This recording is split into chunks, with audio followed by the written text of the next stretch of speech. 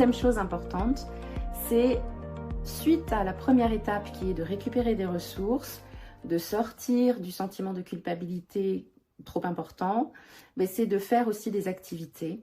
Alors parfois, pendant l'arrêt, on n'a pas vraiment envie de faire grand-chose. Des fois, on a l'impression qu'il n'y a rien qui nous dit quoi que ce soit.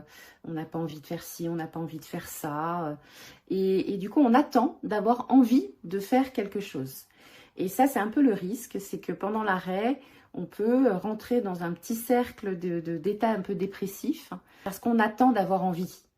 Et en fait, c'est pas comme ça que ça marche.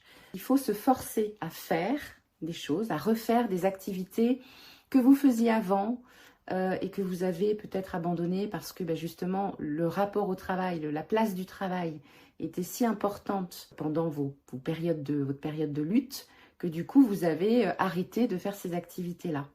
Et ça, c'est important de refaire ces activités qui vous font du bien, qui vous font plaisir, qui normalement vous font plaisir, même si ce n'est pas forcément le cas tout de suite.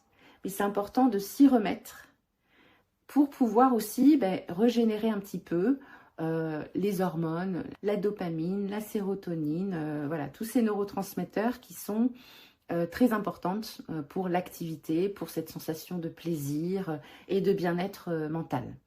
Donc ça, c'est très important de ne pas attendre d'avoir envie de faire quelque chose, de faire des activités qui vous plaisent et au fur et à mesure de récupérer un peu des paillettes dans les yeux. Voilà, c'est un peu l'objectif de la